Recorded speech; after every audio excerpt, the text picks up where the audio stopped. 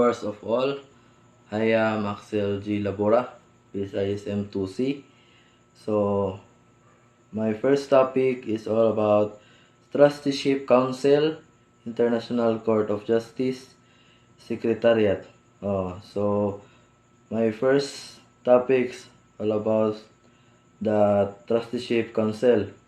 The Trusteeship Council is ang usa sa mga kanang nag-una nga mga organo sa United Nations nga gilayunan sa pamaagi silang pagtan-aw ug kaning pagdumala sa mga teritoryo o kanang mga lugar sa mga tawo nga ilang ginasalikan ug sa paggiya sa matarong ngadto sa kaugalingon nga mga gobyerno, sa kaugalingon nga kagamahanan, sinugdan nga konseho.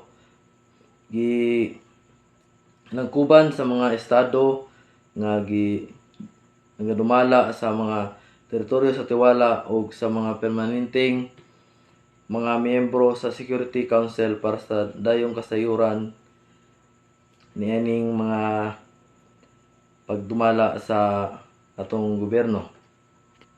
So the next is the International Court of Justice.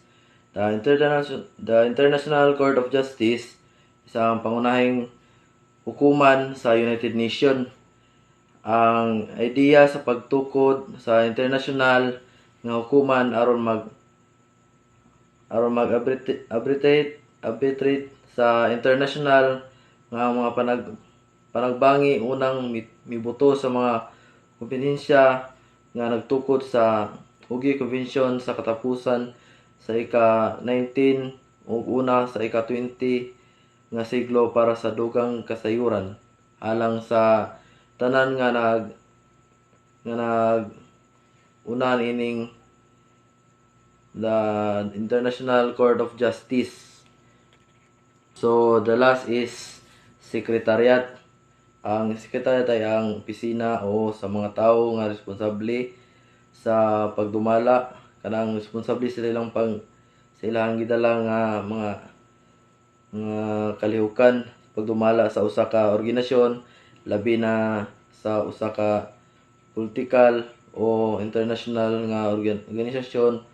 Usa sa mga rekomendasyon sa usa ka report mao ang pagtukod og sa nausahang seguridad nga sekretariat sa sentro sa gobyerno para sa dugang kasayuran sa tanan. And that's all my topic. Good afternoon, sir. I'm Ramelen Castro, BSISM2C from the Group 2.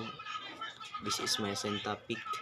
In order for international laws to be upheld, UN settles legal disputes referred to it by the member states. It also urges diversory opinions on questions that are of legal nature submitted by ligament, UN organs, and particular agencies. Sa konseptan ni Sir ni yan, inaayos nila ng mga UN ang mga legal na hindi pagpunawaan ng tinutukoy dito ng mga membro ng estado. Nagbibigay din ito ng mga payo na opinion sa mga tanong na may legal na katangian ng ultimong organo ng UN. O sa ilading sa UN ang the main body is ang International Court of Justice. Is the main body of the UN settles legal disputes submitted to it by states parties in accordance with international law. Kaniyang gipanindigan nila yun ang mga international na batas para maghatag og kayuhan silang nasod. Ug maroto ka sir og maroto ka masabtan base sa atong topic. Good afternoon. Thank you so much, sir. Good day, sir. I am Angelo Frieto. Continuing for Group 2 Globalization. So in their article titled "The United Nations Meets the 21st Century," so comforting the challenge of the global governance. No, na sila yung mga challengings sa ilahang area dira sa UN. um, Identify the challenge comporting the UN. So based on the knowledge, then norms, policy, institutions, and compliance. So the knowledge of the UNs is the UN struggled to access and sharing the accurate informations. So for the decisions making and across the diverse regions and context. So sa ilahang regions. Dayon ikaduha kay ang norms. So upholding the universal norms like the human rights. So gatubang gyapon sila sa human rights handle to do to the cultural and political diversity. So among the member of states, no. Then ikatulo kay ang policy. So policy formulating the effective the policies to tackle the global issues like the climate change. So gatubang gyapon sila sa mga kalamidad diha sa ilahang lugar. And property while balancing the diverse the interesting is a challenging, no. So ang ikaapat kay ang institutions. So the effectiveness of UN daw kay in institutions is including to bureaucratic and inefficiency and lack of accountability. Kulang sila or na sila kakulangan sa ilang accountability, no. So hinder their ability to address the global challenge. So ang ikalima kay kaning compliance. So ensuring the member state is adhere to UN. So UN decisions is difficult due to weak and enforcement mechanism and surveillance and concerns. So kani siya there's is a challenge, no. So the need of the ongoing to kana bitong and reform and cooperations among the member of the states to strengthen global governments in the 21st century. And that's it here. So again, I am Angelo Frito, sirs. I am members of Group 2 Globalizations. Good afternoon, sir. I am Jisrael Dagoo.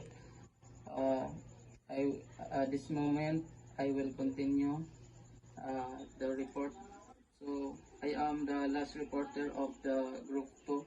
So my topic is about the number 3 and 4 of the United Nations meets the 21st century.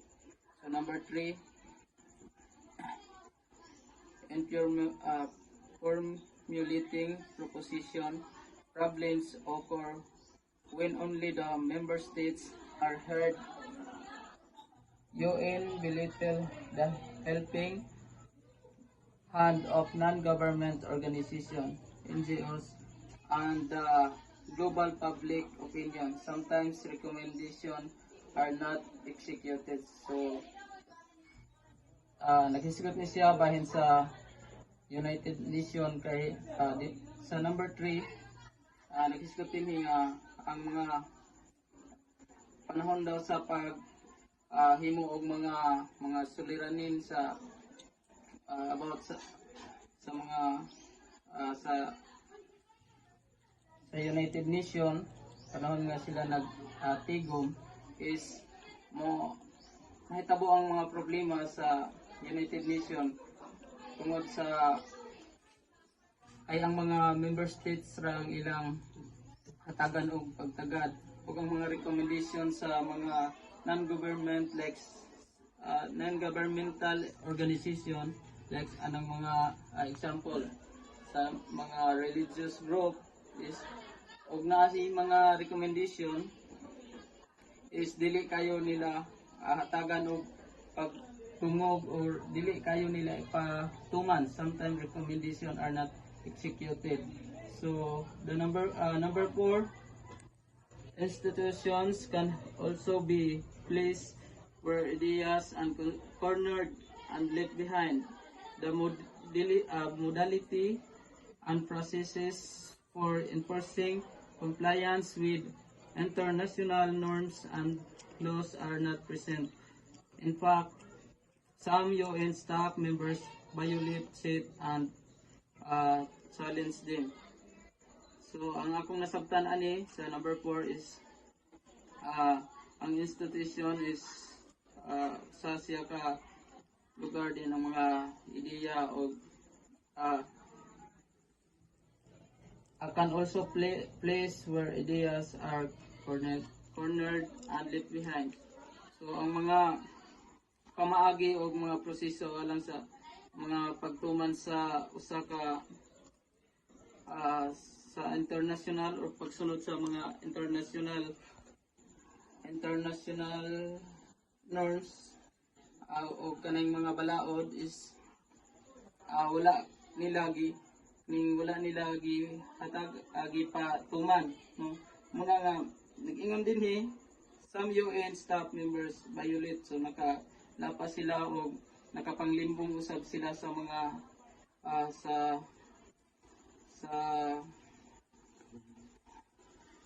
sa balaod tungod kay tungod sa ilang gibuhat is nakalapas man sila. So ang example ning institution is kining sa ng family, school and religion. So that's all. Thank you.